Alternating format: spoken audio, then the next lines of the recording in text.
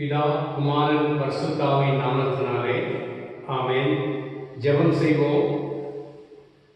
அன்பு நிறைந்த நல்லாண்டவரே, இந்த மகிழ்ச்சியான காலை வேளைக்காக நாங்கள் நன்றியோடு ஸ்தோத்திரிக்கின்றோம். நாங்கள் இருக்கின்ற இடங்களிலேயே உம்மை தோழ்ந்து கொள்கின்ற இந்த ஆசீர்வாதத்துக்காக உம்மை ஸ்தோத்திரிக்கின்றோம். இந்த ஆன்லைன் ஆராதனை எங்களுக்கு ஆசீர்வதித்து தர உடைய சமூகத்திலே கெஞ்சி மன்றாடுகிறோம். இதிலே பங்கெடுக்கின்ற அனைத்து மக்கள் மேலும் உமது பேரருளை பொழிய செய்ய தாழ்மையாக ஜெபிக்கின்றோம். இந்த ஆராதனை உம்முடைய பிரசன்னத்தால் எங்களுக்கு எப்பொழுதுமே நிரம்ப கிடைக்கத்தக்கதாக ஜெபிக்கின்றோம். எங்களை வழிநடத்தும் இயேசுவின் இந்த நாமத்திலே வேண்டிக் கொள்கிறோம் நல்ல பிதாவே, ஆமென். கிறிஸ்துவுக்குள் அன்பானவர்களே, உங்கள் அனைவரையும் இறைமகன் இயேசு கிறிஸ்துவின் இனிய நாமத்தினாலே இந்த ஆன்லைன் ஆராதனைக்கு வாழ்த்தி வரவேற்கின்றோம்.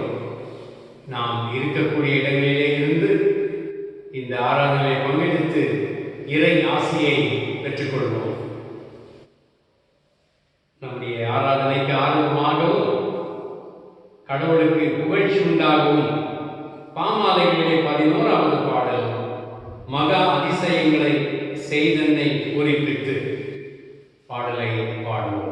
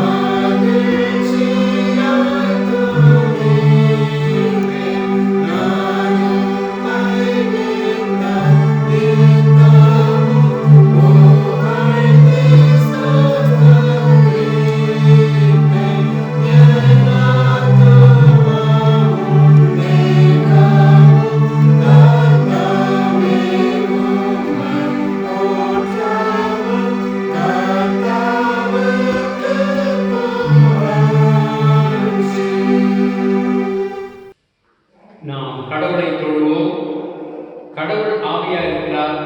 அவரை தொழுது கொள்கிறவர்கள் ஆவியோடும் உண்மையோடும் அவரை தொழுது கொள்ள வேண்டும். நம்முடைய பிதாவாகிய கடவுளாலும் கர்த்தராகிய இயேசு கிறிஸ்துவினால் உங்களுக்கு கிருபையும் சமாதானமும் உண்டாவதாக. இது கர்த்தர் கொண்டு பண்ணின நாள், இதிலே களி கூர்ந்து மகிழ கடவுள். பூமியின் குடிகளே, எல்லாரும் கர்த்தரை கம்பீரமாய் பாடுங்கள்.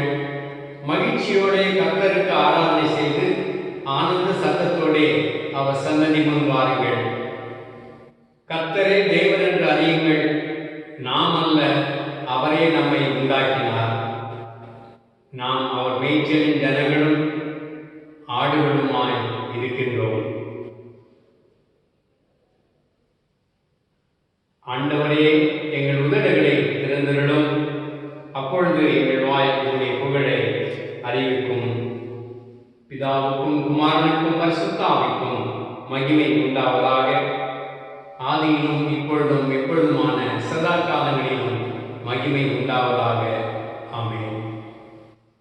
திரியேக கடவுளை போற்றுவோம். சேனைகளின் கடவுளாகிய கர்த்தரே, நீர் பரிசுத்தர், பரிசுத்தர், பரிசுத்தர். வானமும் பூமியும் உமது மகிமையால் நிறைந்திருக்கின்றன. உன்னதத்திலே ஓசன்னா. கர்த்தரின் நாமத்தினாலே வந்தவரும் வருகிறவருமானவர் தோற்கடிக்கப்பட்டவர். உன்னதத்திலே ஓசன்னா. கடவுளே நீர் பரிசுத்தர், கடவுளே நீர் பரிசுத்தர்.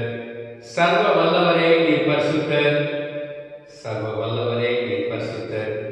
சாவாமை உடையவரே நீர் பரிசுத்தர், சாவாமை உடையவரே நீர் பரிசுத்தர்.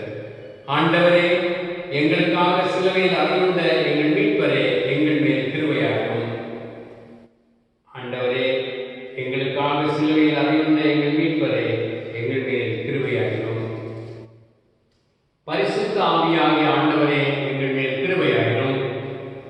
பரிசுத்த ஆவியாகிய ஆண்டவரே, எங்கள் மேல் கிருபையாகும். ஆண்டவரே, எங்கள் ஜெபங்களையும் ஆராதனையும் ஏற்றுக்கொண்டு எங்கள் மேல் கிருபையாகும். ஆண்டவரே, எங்கள் மேல் மனதுருகி எங்கள் மேல் கிருபையாகும். நமக்கு பாவம் இல்லை என்போமானால் நம்மை நாமே வஞ்சிக்கிறவர்களாகவும், நமக்குள் உண்மை இல்லை. நமது பாவங்களை அறிக்கையிட்டால் பாவங்களை நமக்கு மன்னித்து எவ்வித அநீதமும் நீங்க நம்மை சுத்திகரிப்பதற்கு அவர் நம்பத்தக்கவரும் நீதி உள்ளவர். நான் எழுந்து என் தகப்பனிடத்திற்கு போய், தகப்பனே, பரத்துக்கு விரோதமாகவும் உமது பார்வையிலும் பாவம் செய்தேன். இனி உம்முடைய மகன் என்று சொல்லப்படுவதற்கு நான் பாத்திரனான். உம்முடைய கூலிக்காரர்கள் ஒருவனாக என்னை வைத்துக் கொள்ளும் என்பேன். கடவுள் ராஜ்யம் சமீபத்திருக்கிறது. மனம் திரும்பி சுவிசேஷத்தில் நம்பிக்கை வையுங்கள். சற்று நேரம் நாம் அமைதியாக இருந்து நம்மை நாமே சோதனை செய்வோம்.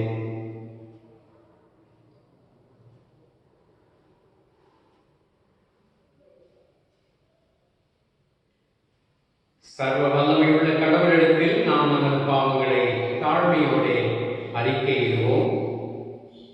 81வது பக்கத்தில் இருக்கிற ஜெபத்தை அவரை சேர்ந்து ஏறெடுப்போம். முதலாவது பாவரிக்கை ஜெபம். சர்வ வல்லமையும் மிகுந்த இரக்கமும் உள்ள பிதாவே, தப்பிப்போன ஆடுகளைப் போல நாங்கள் உடைய வழிகளை விட்டு வழியை அலைந்து போனோம். எங்கள் இருதயத்தின் யோசனைகளுக்கும் விருப்பங்களுக்கும் மிகவும் இணங்கி நடந்தோம். உமது பரிசுத்த கற்பனைகளுக்கு விரோதமாய் குற்றம் செய்தோம். செய்யத்தக்கவைகளை செய்யாமல் செய்யத்தகாதவைகளை செய்து வந்தோம். எங்களுக்கு சுகமே இல்லை. ஆனாலும் ஆண்டவரே, தேவரே, எங்கள் ஆண்டவராகிய இயேசு கிறிஸ்துவின் மூலமாய் மனிதருக்கு அருள் செய்த வாக்குத்தத்தங்களின்படியே நிர்பாக்கியமுள்ள குற்றவாளிகளாகிய எங்களுக்கு இறங்கும். தப்பிதங்களை அறிக்கையிடுகிற எங்கள் மேல் பொறுமையாயிரும். பாவத்தின் நிமித்தம் துக்கப்படுகிற எங்களை சீர்படுத்தும். மிகவும் இரக்கமுள்ள பிதாவே, உம்முடைய பரிசுத்த நாமத்துக்கு மகிமை உண்டாகும்படி நாங்கள் இனி தேவ பக்தியும் நீதியும் தெளிந்த புத்தியும் உள்ளவர்களாய் நடந்து வர இயேசு கிறிஸ்து நிமித்தம் எங்களுக்கு கிருபை செய்தருளும். ஆமென். சர்வ வல்லமையும் மிகுந்த இரக்கமும் உள்ள ஆண்டவர் மன்னிப்பையும் பாவ நிமித்தையும் நமக்கு கட்டளையிட்டருளி வாழ்க்கையை சீர்படுத்துவதற்கான காலத்தையும் தமது பரிசுத்தாவின் தேற்றல்களையும் தந்தருள்வாராக. ஆமென். வாசிக்க கேட்போம். வாசிக்க வேண்டிய முதலாம் வேத பாடம் ஆதியாகமம் 2ஆம் அதிகாரம் வசனங்கள் 18 தொடங்கி 25 முடிய. Genesis chapter 2 verses 18 to 25. பின்பு தேவனாகிய கர்த்தர், மனுஷன் தனிமையாயிருப்பது நல்லதல்ல, ஏற்ற துணியை அவனுக்கு உண்டாக்குவேன் என்றார். தேவனாகிய கர்த்தர் வெளியில் சகலவித மிருகங்களையும் ஆகாயத்தின் சகலவித பறவைகளையும் மண்ணினாலே உருவாக்கி, ஆதாம் அவைகளுக்கு என்ன பெயரிடுவான் என்று பார்க்கும்படி அவைகளை அவனிடத்தில் கொண்டு வந்தார். அந்தந்த ஜீவத்துக்கு ஆதாம் எந்தெந்த பெயரிட்டானோ அதுவே அதற்கு பெயராயிற்று. அப்படியே ஆதாம் சகலவித நாட்டு மிருகங்களுக்கும் ஆகாயத்து பறவைகளுக்கும் சகலவித காட்டு மிருகங்களுக்கும் பெயரிட்டார். ஆதாமுக்கோ ஏற்ற துணை இனியும் காணப்படவில்லை. அப்பொழுது தேவனாகிய கர்த்தர் ஆதாமுக்கு அயர்ந்த நித்திரையை வரப்பண்ணினார். அவன் நித்திரை அடைந்தான். அவன் விலா எலும்புகளில் ஒன்றை எடுத்து அந்த இடத்தில் சதையினால் அடைத்தார். தேவனாகிய கர்த்தர் தாம் மனுஷனில் எடுத்த விலா எலும்பை மனுஷியாக உருவாக்கி அவளை மனுஷனிடத்தில் கொண்டு வந்தார். அப்பொழுது ஆதாம், இவள் என் எலும்பின் எலும்பும் என் மாம்சத்தில் மாம்சவுமாய் இருக்கிறாள். இவள் மனுஷனில் எடுக்கப்பட்டபடியினால் மனுஷி எண்ணப்படுவாள் என்றார். இது நிமித்தம் புருஷன் தன் தகப்பனையும் தன் தாயையும் விட்டு தன் மனைவியோடு இசைந்திருப்பான். இவர்கள் ஒரே மாம்சமாயிருப்பார்கள். ஆதாமும் அவள் மனைவியுமாகிய இருவரும் நிர்வாணிகளாயிருந்தும் வெட்கப்படாதிருந்தார்கள். வாசிக்க வேண்டிய முதலாம் வேத பாடம் வாசித்தாயிற்று.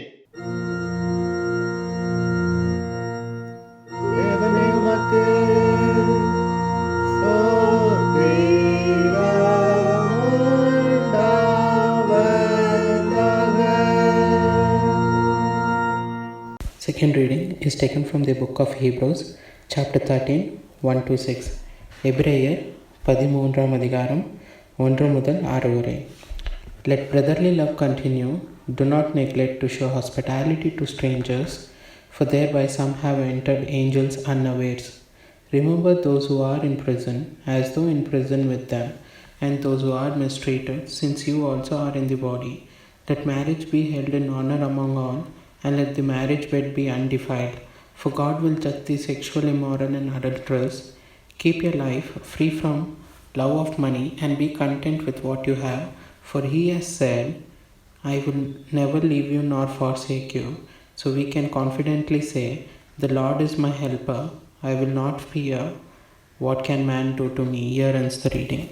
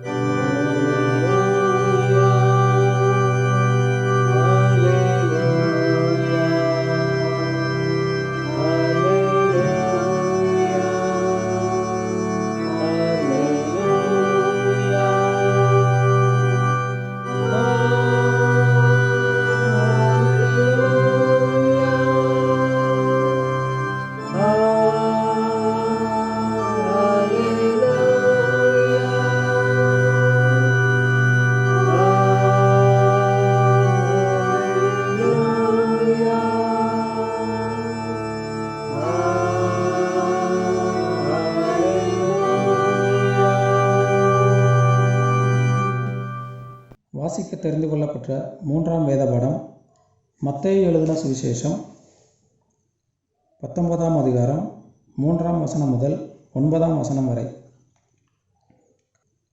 19ஆம் அதிகாரம் 3ஆம் வசனம் முதல் 9ஆம் வசனம் வரை. அப்பொழுது பரிசேயர் அவரை சோதிக்க வேண்டும் என்று அவரிடத்தில் வந்து, புருஷனானவன் தன் மனைவியை எந்த முகாந்தரத்தினாலாகிலும் தள்ளிவிடுவது நியாயமா என்று கேட்டார்கள்.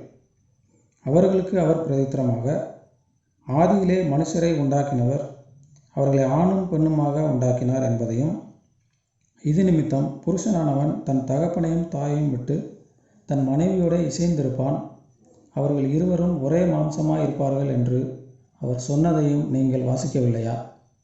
இப்படி இருக்கிறபடியினால் அவர்கள் இருவராயிராமல் ஒரே மாம்சமாய் இருக்கிறார்கள். ஆகையால் தேவன் இணைத்ததை மனுஷன் பிரிக்காதிருக்க கடவன் என்றார். அதற்கு அவர்கள், அப்படியானால் தள்ளுதற் சீட்டை கொடுத்து அவளை தள்ளிவிடலாம் என்று மோசே ஏன் கட்டளையிட்டார் என்றார்கள். அதற்கு அவர், உங்கள் மனைவிகளை தள்ளிவிடலாம் என்று உங்கள் இருதய கடினத்தின் நிமித்தம் மோசே உங்களுக்கு இடம் கொடுத்தார். ஆதி முதலாய் அப்படி இருக்கவில்லை. ஆதலால் எவனாகிலும் தன் மனைவி வேசித்தனம் செய்ததின் நிமித்தமே அன்றி அவளை தள்ளிவிட்டு வேறொருத்தியை விவாகம் பண்ணினால் அவன் விபச்சாரம் செய்கிறவனாயிருப்பான். தள்ளிவிடப்பட்டவளை விவாகம் பண்ணுகிறவனும் விபச்சாரம் செய்கிறவனாயிருப்பான் என்று உங்களுக்கு சொல்கிறேன் என்றார். வாசிக்க வேண்டிய 3ஆம் வேத பாடம் வாசித்தாயிற்று.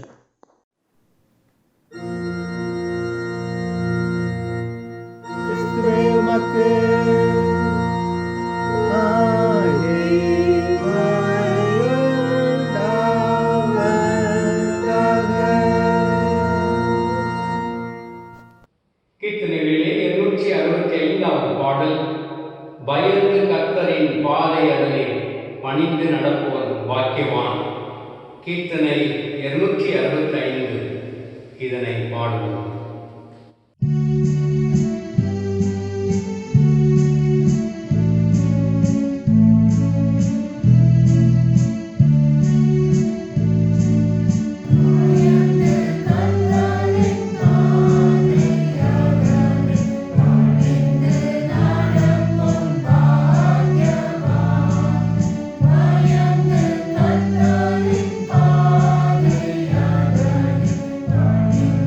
Na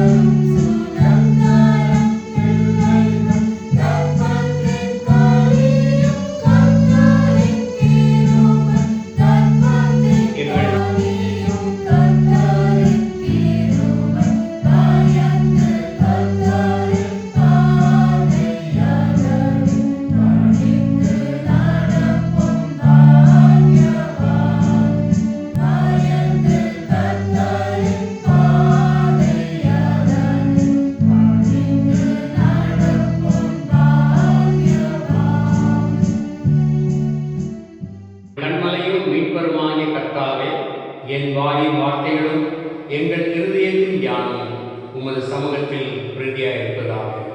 ஆமென்.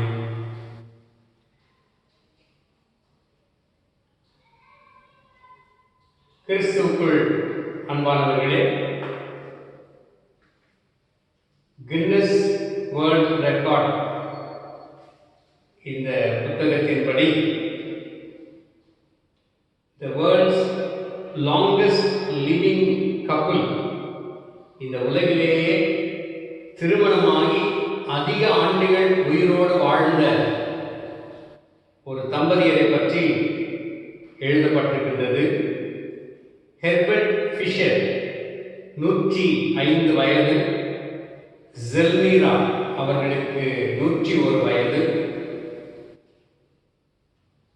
1924 வருடம் மே மாதம் 13ஆம் தேதி அவர்களுக்கு திருமணம் நடந்தது.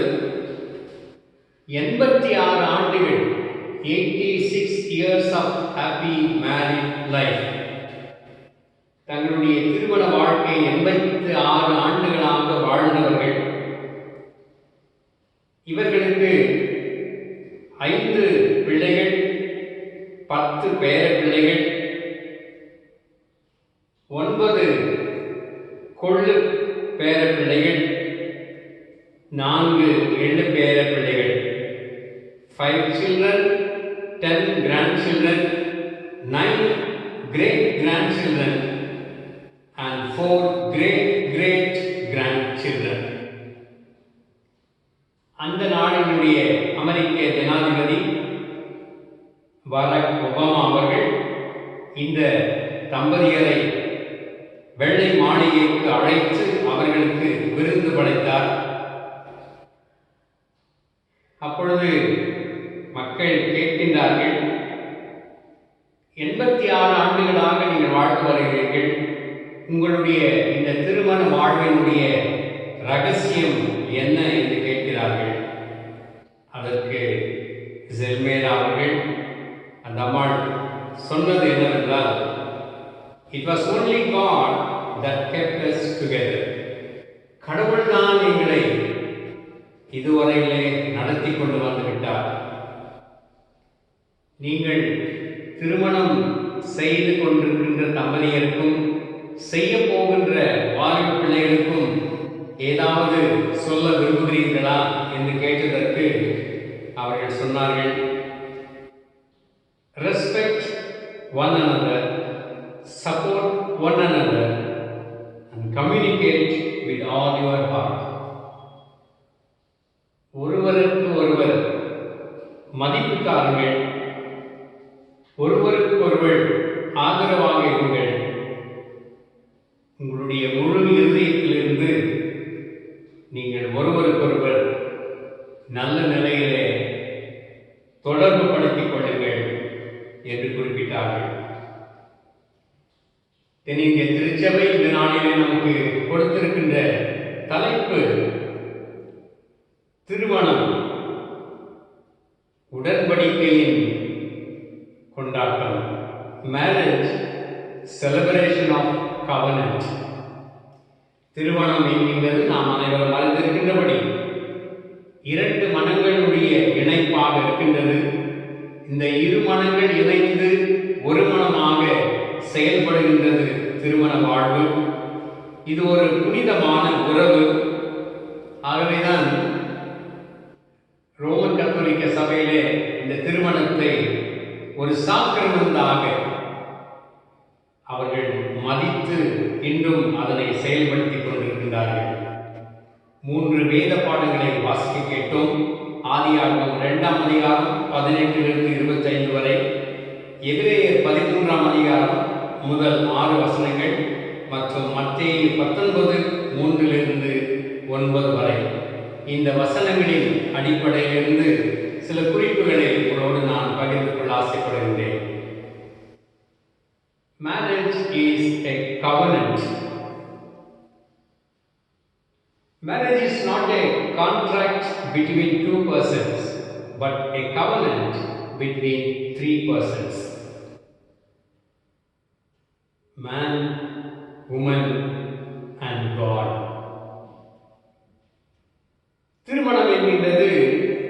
இரண்டு பேருக்கிடையே ஏற்படுகின்ற ஒரு ஒப்பந்தம் அல்ல, ஆனால் மூவருக்கிடையே ஏற்படுகின்ற ஒரு உடன்படிக்கையாக அது அமைகின்றது.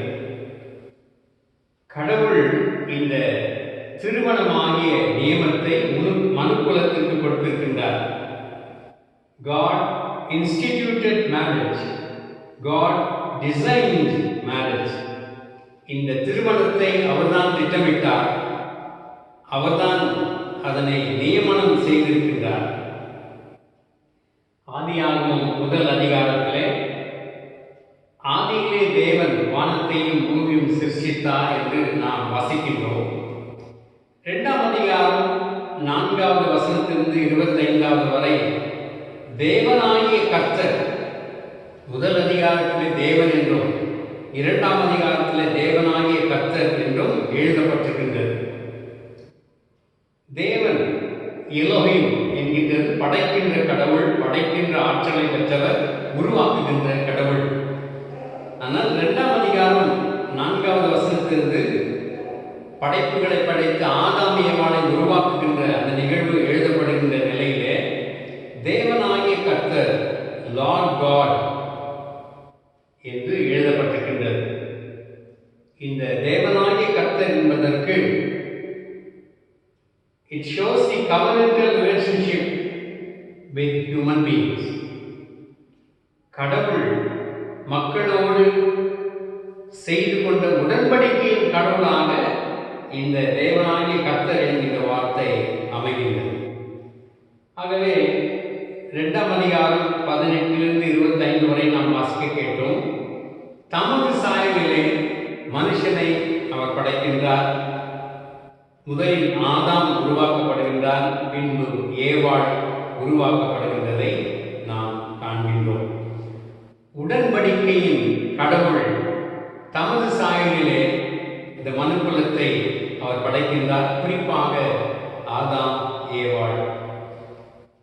கடவுள் முதலாக இந்த உலகத்துக்கு கணவன் மனைவி உறவைத்தான் படைக்கின்றார். வேறு எந்த உறவையும் அவர் படைக்கவில்லை. உடன்படிக்கையின் கடவுள் திருமண பந்தத்தை, திருமண உறவை அவர் படைக்கின்றார். மனுக்குலத்தோடு அவர் செய்து கொண்ட உடன்படிக்கை என்ன என்றால், லேவியராகமம் 26வது அதிகாரம் 12வது வசனம், நான் உங்கள் தேவனாயிருப்பேன், நீங்கள் என் ஜனமாயிருப்பீர்கள்.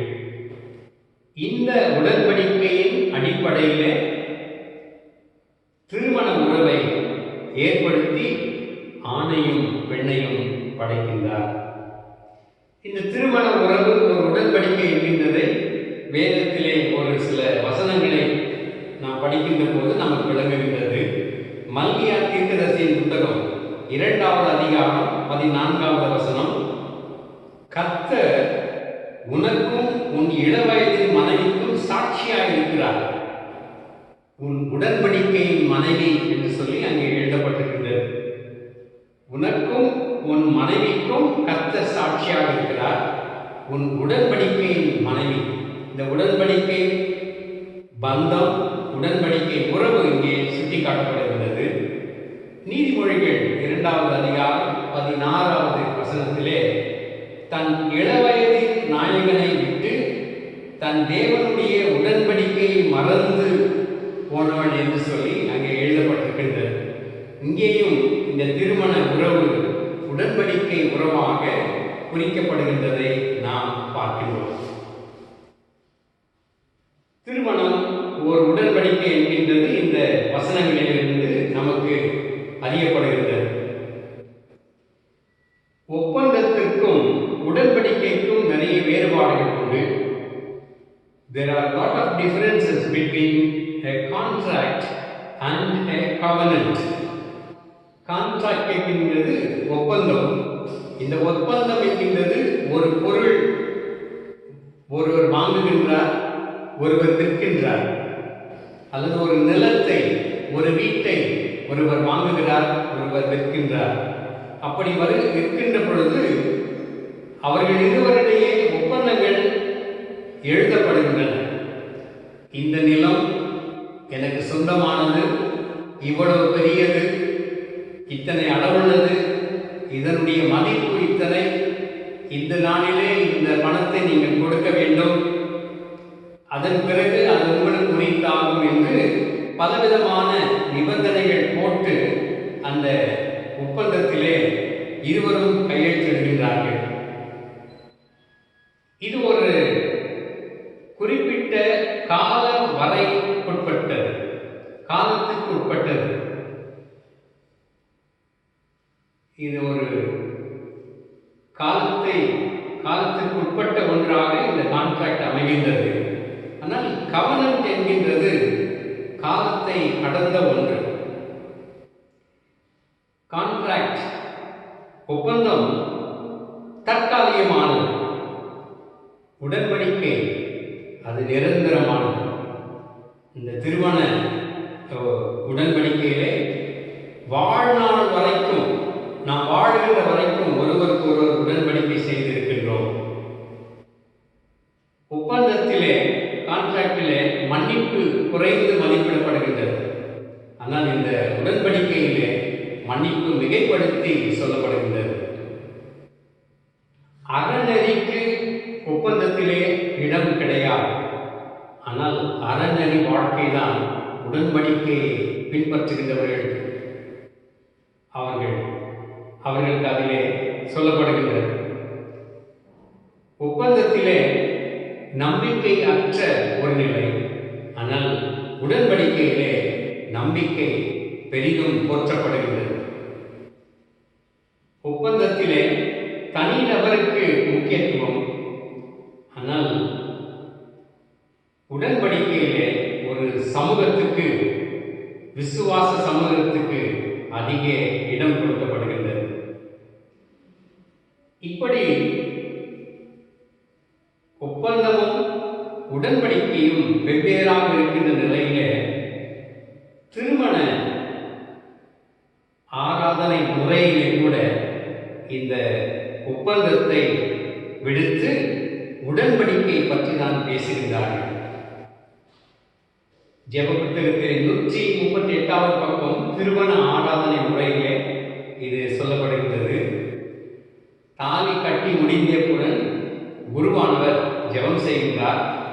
இவர்கள் இருவரும் உண்மையாய் இசைந்து வாழ்ந்து தங்களுக்குள் செய்து கொண்ட உடன்படிக்கையும் வாக்குறுதியையும் திட்டமாய் பாதுகாத்து இவர்கள் வருவதற்காக ஜெபம் செய்கின்றார். அங்கே அந்த உடன்படிக்கை என்கின்ற வார்த்தை வருகின்றது. என்ன உடன்படிக்கை செய்கிறார்கள் என்றால், இன்னாராகிய நான், இன்னாராகிய உம்மை என் கணவராக, என் மனைவியாக ஏற்றுக்கொண்டு இன்று முதல் நன்மையிலும் தீமையிலும், வாழ்விலும் தாழ்விலும், சுகத்திலும் சுகவீனத்திலும், மரணம் நம்மை பிரிக்கும் வரை கடவுளுடைய தூய நியமப்படி உம்மை நேசிக்கவும் காப்பாற்றவும் வாக்கு கொடுக்கின்றேன். இந்த வாக்குறுதியை கொடுக்கின்ற பொழுது கடவுள் இருக்கின்றார், சபையாக இருக்கிறார்கள், வாக்கு பரிமாறிக்கொள்கின்ற ஆணும் பெண்ணும் இருக்கின்றார்கள். ஆக இந்த வாக்குறுதி வாழ்நாள் வரைக்கும் கடைபிடிக்கப்பட வேண்டும். ஆக திருமணம் என்கின்றது இருவர் மத்தியிலே நடைபெறுகின்ற ஒரு ஒப்பந்தம் அல்ல, 3 நபர்களுக்கு மத்தியிலே நடைபெறுகின்ற ஒரு உடன்படிக்கை. ஒரு ஆண், ஒரு பெண் மற்றும் கடவுள். இரண்டாவது, திருமணம் என்கின்றது ஒரு ஒப்படைப்பு அல்லது அர்ப்பணிப்பு என்று நாம் சொல்லலாம். Marriage is a commitment, a dedication, a loyalty, a faithfulness. திருமணம் ஒரு அர்ப்பணிப்பு, ஒருவருக்கொருவர் தங்களை அர்ப்பணித்து வாழக்கூடிய ஒரு வாழ்க்கை. நற்செய்தி வேத பாடத்தை நாம் வாசிக்க கேட்டோம். இயேசுவும் பரிசேயரும் அங்கே உரையாடல் நிகழ்த்துகின்றார்கள். இயேசுநாதரை எப்படியாவது குற்றம் கண்டுபிடிக்க அவரிடத்திலே கேள்விகளை எழுப்புகின்றார்கள்.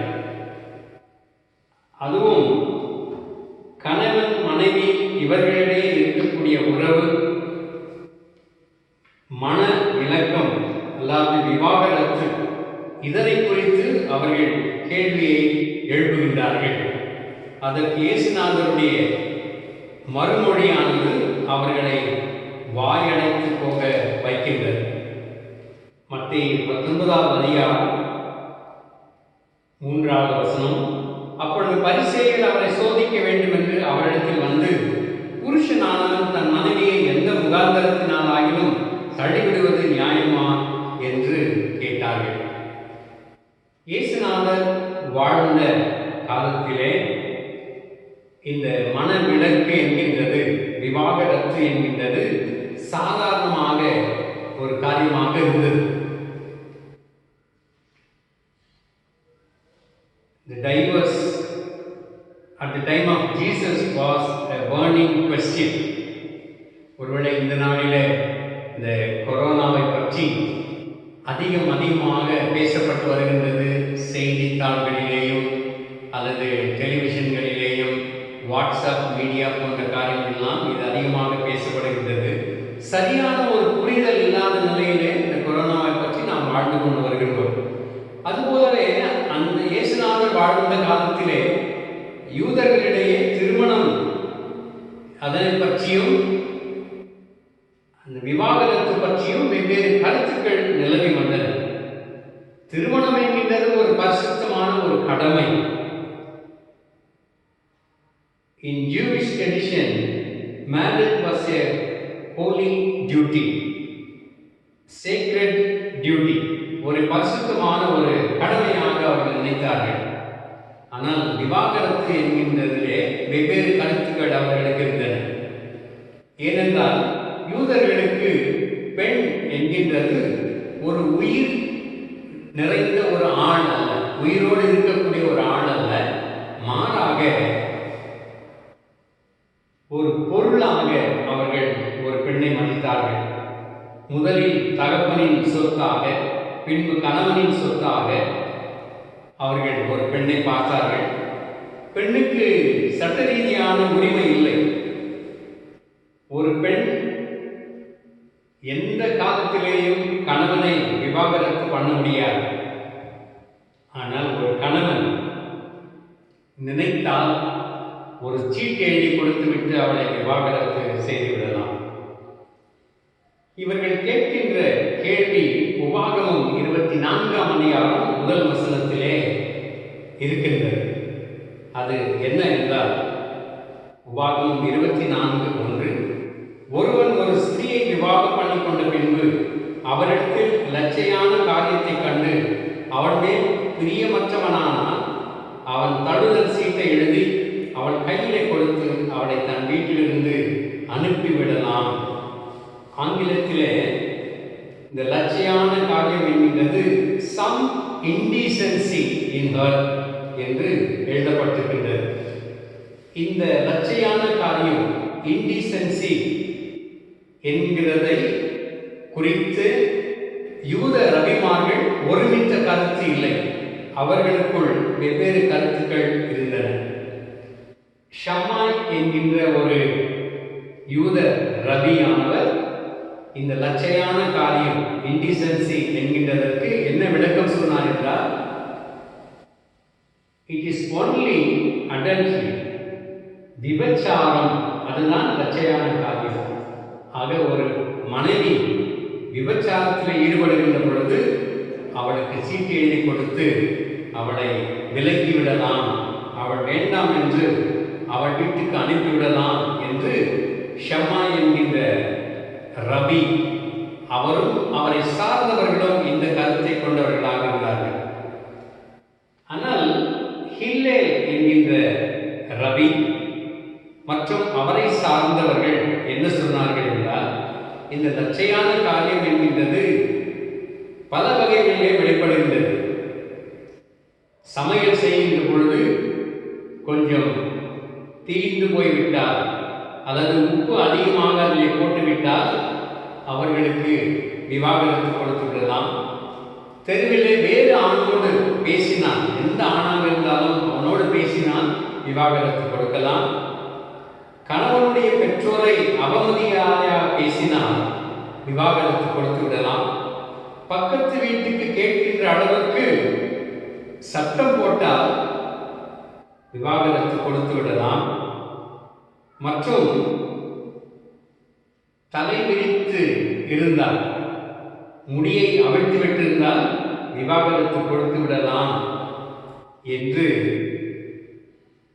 ஹில்லேல் என்ற ரவியும் அவரை சார்ந்தவர்களும் இந்த கருத்தை சொல்லிக் கொண்டு வந்தார்கள். அன்று வாழ்ந்த யூத மக்களிடையே இந்த ஹில்லேல் சொன்ன கருத்து தான் மிகவும் பாப்புலராக இருந்தது, வரவேற்பை பெற்றதாக இருந்தது. இதனுடைய அடிப்படையிலே நிறைய விவாகரத்துகள் யூத மக்களிடையே ஏற்பட்டன. அதாவது அற்பமான விஷயத்துக்கெல்லாம் விவாகரத்து கொடுத்து வந்தார்கள். இந்த சூழ்நிலையில் தான் பரிசேயர் கேட்கின்றார்கள், புருஷனானவன் தன் மனைவியை எந்த முகாந்தரத்தினால் ஆகியும் தள்ளிவிடுவது நியாயமா என்று கேட்கின்றார்கள். இயேசுநாதர் நேரிடையாக பதில் சொல்லாமல் 4, 5, 6 வசனங்களிலே சொல்லுகின்றார். அவர்களுக்கு அவர் பிரதியுத்தரமாக, ஆதியிலே மனுஷரை உண்டாக்கினவர் அவர்களை ஆணும் பெண்ணுமாக உண்டாக்கினார் என்பதையும், இது நிமித்தம் புருஷனானவர் தன் தகப்பனையும் தாயை விட்டு தன் மனைவியோடு சேர்ந்திருப்பான், அவர்கள் இருவரும் ஒரே மாம்சமாக இருப்பார்கள் என்று அவர் சொன்னதையும் நீங்கள் வாசிக்கவில்லையா என்று சொல்லி, தேவன் இணைத்ததை மனிதன் பிரிக்காதிருக்க கடவுள் என்று சொல்லுகின்றதை பார்க்கின்றோம். திருமணத்தின் மேன்மையை, உயர்ந்த தன்மையை, திருமணத்தினுடைய புனித தன்மையை இயேசுநாதர் அங்கே கேள்வி கேட்ட பரிசேயருக்கு விவரித்து சொல்லுகின்றதை பார்க்கின்றோம். திருமணம் என்கின்ற வார்த்தையை குறிப்பதற்கான எபிரேய பதம் கிடுஷின். இந்த கிடுஷின் என்கின்றது கான்சக்ரேஷன், சாங்டிஃபிகேஷன், பரிசுத்தப்படுத்துதல் என்கின்ற அடையாளத்தை, அர்த்தத்தை குறிக்கின்றதாக இருக்கிறது. கடவுளுக்காக அர்ப்பணிக்கப்பட்ட ஒன்றுதான் இந்த கிடுஷின் என்கின்ற வார்த்தை. கிடுஷின், the Hebrew word for wedding, is used to describe something dedicated to God for his exclusive possession.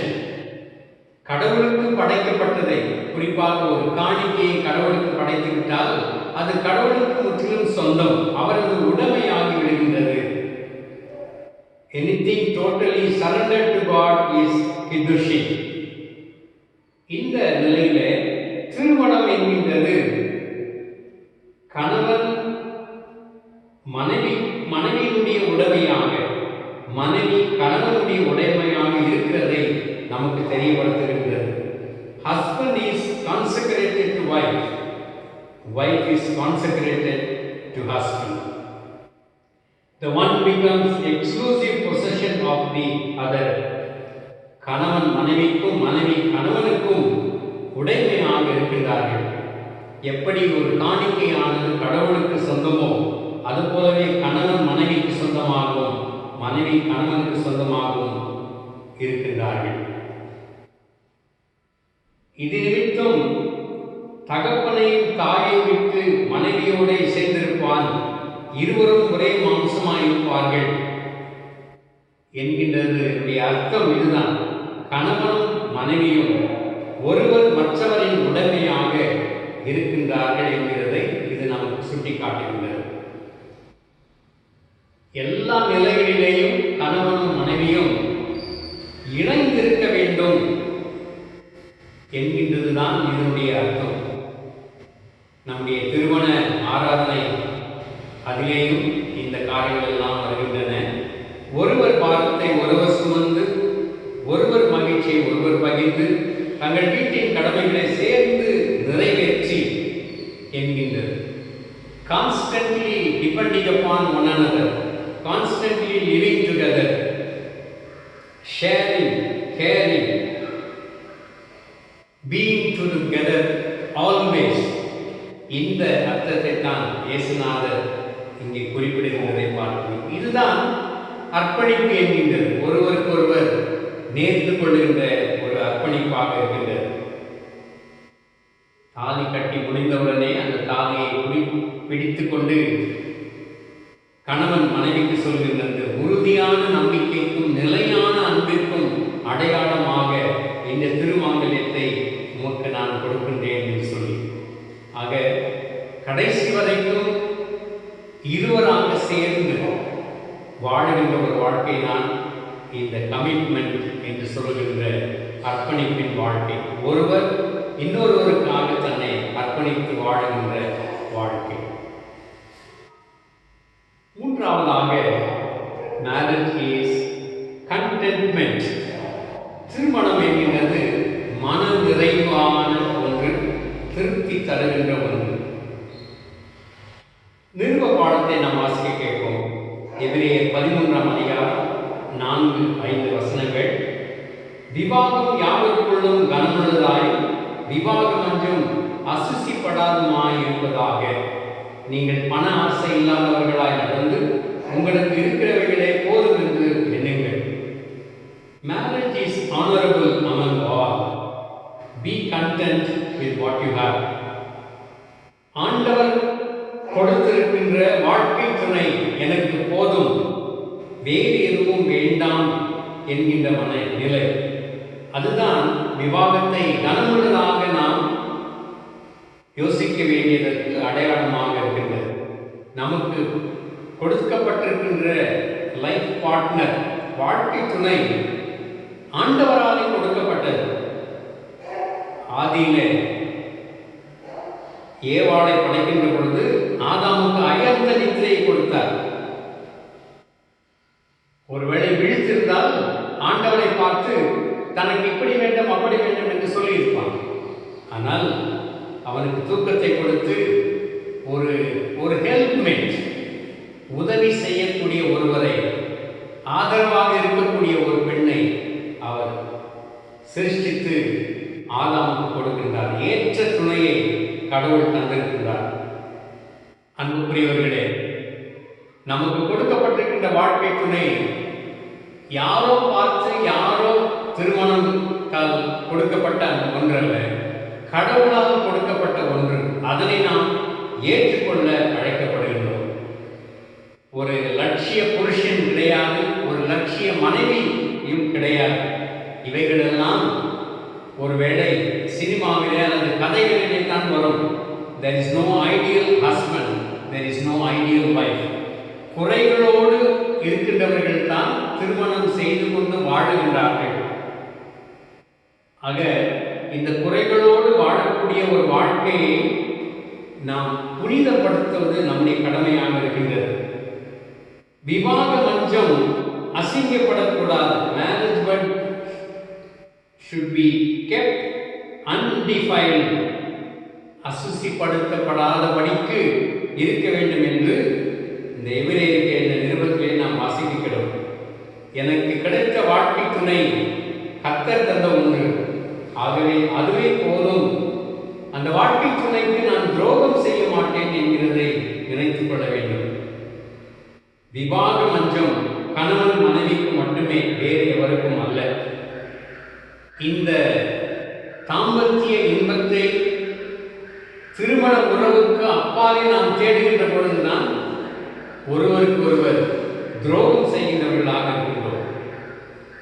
ஆக பொதுவாக பார்க்கின்ற பொழுது விவாகரத்துக்கு முதல் காரணம் இன்ஃபிடாலிட்டி என்று சொல்கின்ற துரோக செயல். ஆகவே இந்த திருமண இன்பத்தை, இல்லற இன்பத்தை, தாம்பத்திய இன்பத்தை நாம் திருமண உறவுக்கு அப்பால் வெளியே தேடக்கூடாதபடி இருக்க நாம் அழைக்கப்படுகின்றோம். சந்தேகங்களுக்கு இடம் கொடுக்காமல் நம்பிக்கை மட்டுமே பெரிதுபடுத்தி வாழக்கூடிய வாழ்க்கையிலே நிச்சயமாக மகிழ்ச்சி இருக்கும். பிலிப்பியர் 4ஆம் அதிகாரம் 11வது வசனத்திலே, எந்த நிலைமையிலும் நான் மனரம்யமாய் இருக்க கற்றுக்கொண்டேன். I have learned to content in all circumstances. மற்றவர்களோடு நம்மை நினைத்து பார்த்து அவர்களுக்கு இது இருக்கிறது எனக்கு இல்லை, என்கின்ற நிலையிலே ஒப்பிடாமல் கடவுள் தந்திருக்கின்ற இதுவே எனக்கு போதும் என்கின்ற ஒரு மனநிலையோடு வாழ நாம் அழைக்கப்படுகிறோம். Be content with what you have. ஒருவேளை அழகில் குறைந்ததோ, அந்தஸ்தில் குறைந்ததோ, உயரத்தில் குறைந்ததோ, அல்லது எப்படியோ ஆண்டவர் கொடுத்த ஒரு வாழ்க்கை துணை அது எனக்கு போதும் என்கின்ற நிலையிலே நாம் வாழ அழைக்கப்படுகிறோம். தன்னுடைய பிரச்சனைகளுக்கு தீர்வு காண வேண்டும் என்று கபீர்தாஸ் என்கின்ற ஒரு ஞானியை சந்திக்க அவருடைய வீட்டுக்கு ஒருவன் வந்தான். கபீர்தாஸ் அவனை உட்கார வைத்தார். கபீர்தாஸ் ஒரு நூல் கண்டை, அது சிக்கலாக இருக்கின்றது, அந்த சிக்கலை எடுக்க முயற்சி செய்து கொண்டிருக்கிறார். வந்தவன் அமைதியாக அவருக்கு பக்கத்திலே உட்கார்ந்தான்.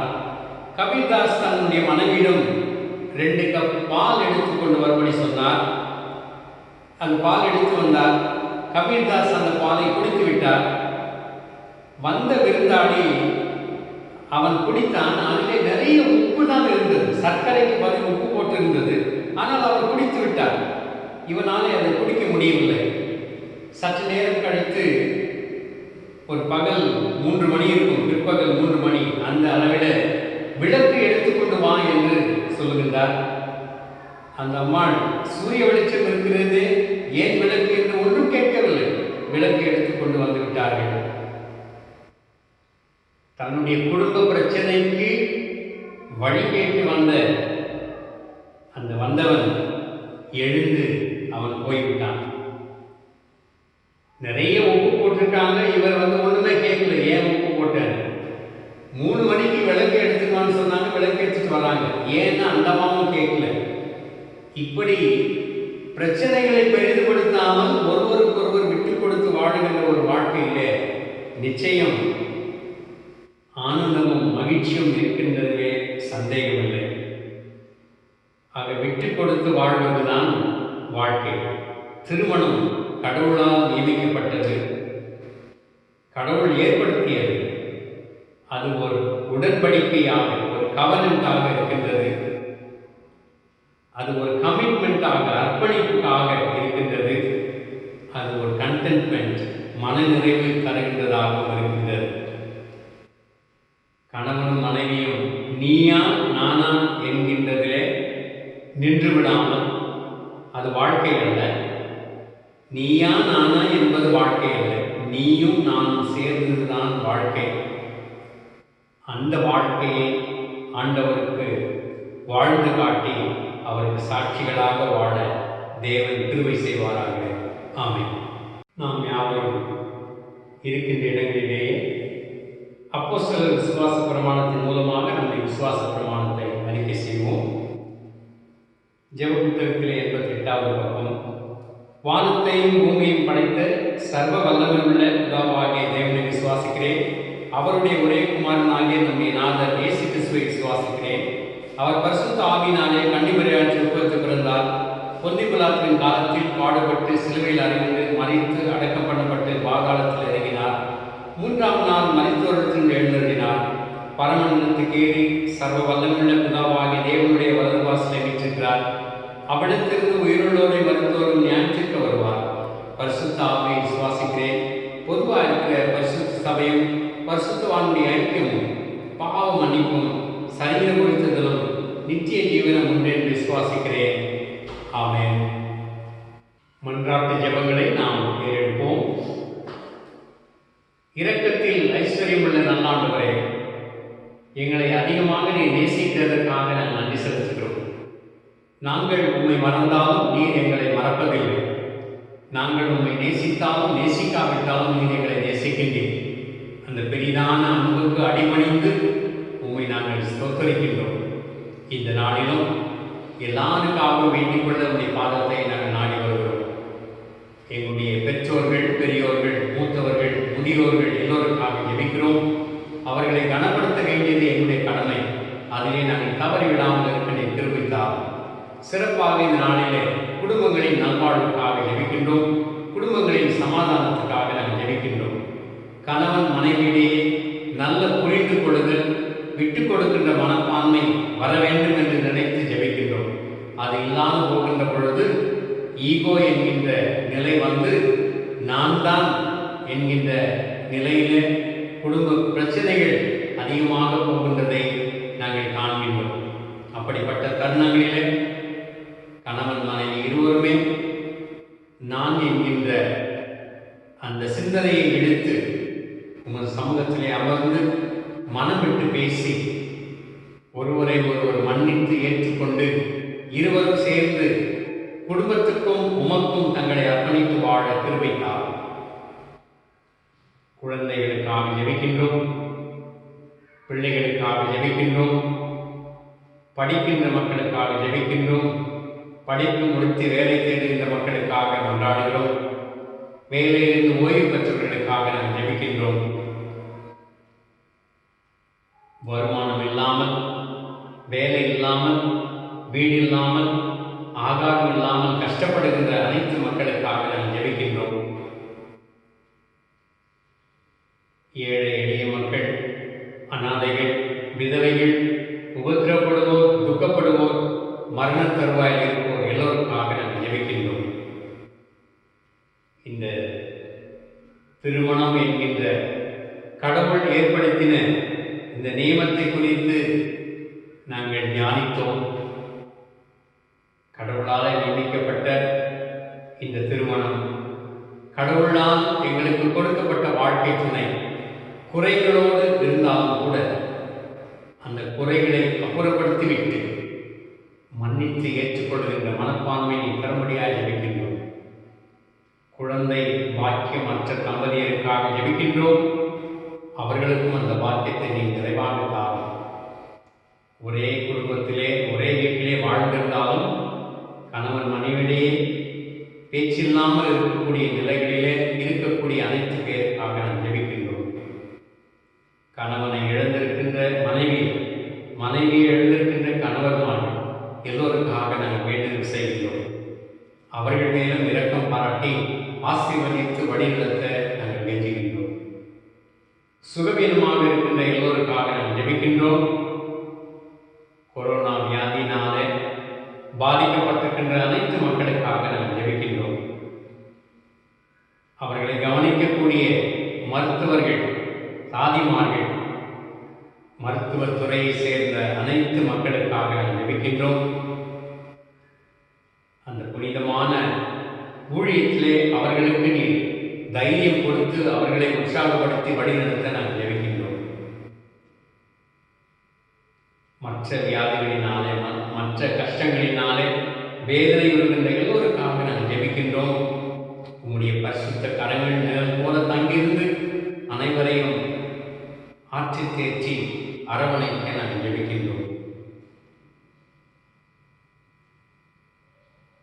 ஆலயத்திலே உம்மை தொழுது கொள்ள முடியாத நிலையிலும் நாங்கள் இருக்கக்கூடிய இடங்களிலே உம்மை தொழுது கொள்ளுகின்றோம். ஆலயத்தினுடைய திறப்பு எவ்வளவு விரைவாக இருக்கும் என்று எங்களுக்கு தெரியாது. அந்த ஆசீர்வாதத்துக்கு எங்களுக்கு தந்து உதவ தாழ்மையாக ஜெபிக்கின்றோம். எங்கள் நாட்டுக்காக, நாட்டின் தலைவர்களுக்காக ஜெபிக்கின்றோம்.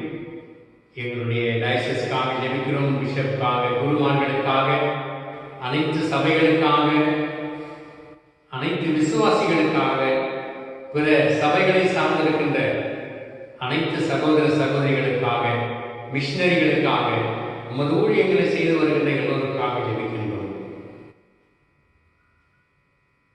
இன்னுமாக நாங்கள் யாராருக்கெல்லாம் வேண்டிக் கொள்ள கடமைப்பட்டிருக்கிறோம் அனைத்து பேருக்காக ஜெபிக்கின்றோம். எல்லோரையும் இரக்கத்தோடு கண்ணோக்கி பார்த்து ஆசீர்வதித்து வழிநடத்தும் இயேசு ரட்சகர் நாமத்திலே தாழ்மையோடு வேண்டிக் கொள்கிறோம் நல்ல பிதாவே, ஆமென். கர்த்தர் கற்பித்த ஜெபத்தை யாரும் சேர்ந்து ஏறெடுப்போம். பரமண்டலங்களில் இருக்கிற எங்கள் பிதாவே, உம்முடைய நாமம் பரிசுத்தப்படுவதாக, உம்முடைய ராஜ்யம் வருவதாக, உம்முடைய சித்தம் பரமண்டலத்திலே செய்யப்படுகிறது போல பூமியிலேயும் செய்யப்படுவதாக. அன்றன்றுக்குள்ள அப்பத்தை நீர் எங்களுக்கு இன்று தாரும். எங்களுக்கு விரோதமாய் குற்றம் செய்கிறவர்களுக்கு நாங்கள் மன்னிக்கிறது போல எங்கள் குற்றங்களை எங்களுக்கு மன்னியும். எங்களை சோதனைக்கு பிரவேசிக்கப்படாமல் தீமை என்று ரட்சித்துக் கொள்ளும். ராஜ்யமும் வல்லமையும் மகிமையும் என்றென்றைக்கு முடியவைகளே, ஆமென். நம்முடைய ஆண்டவராகிய இயேசு கிறிஸ்துவின் கிருபையும் பிதாவாகிய தேவனுடைய பரிசுத்த ஆவியுடைய ஐக்கியமும் நம் அனைவரோடும் இன்றும் என்றும் சகல நாட்களிலும் நிலைத்திருப்பதாக.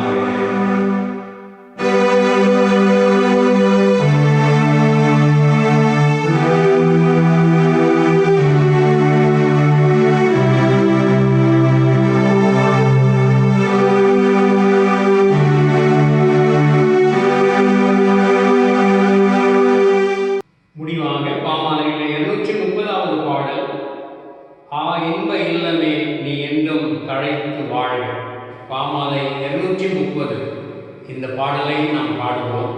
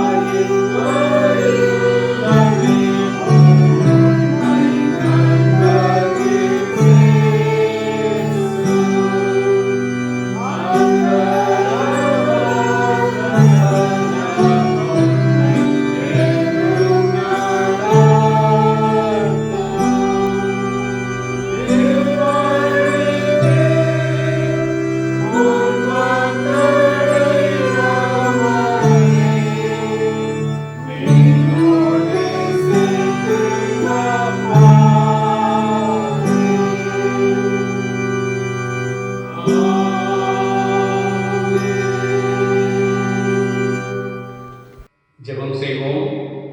கிருபை நிறைந்த நல்லாண்டவரே, இந்த நாளிலும் உம்முடைய பாதத்தண்டை நாங்கள் வருவதற்கு எங்களுக்கு நீ செய்த கிருபைக்காக உம்மை ஸ்தோத்திரிக்கின்றோம். திருமணம் கடவுளால் எங்களுக்கு நியமிக்கப்பட்ட ஒன்று.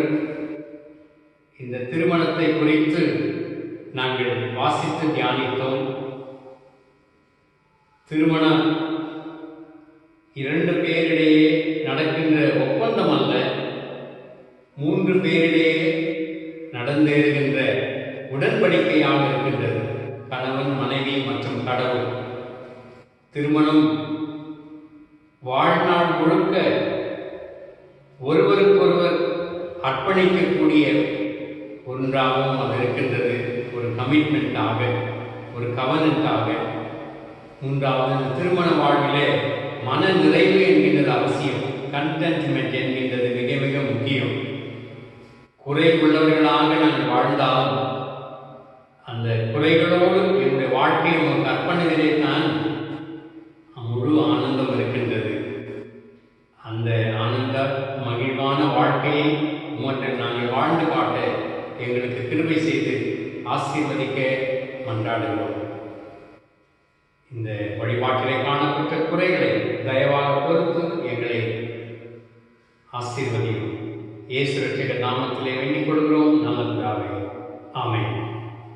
கர்த்தர் உங்களோடு இருப்பாராக.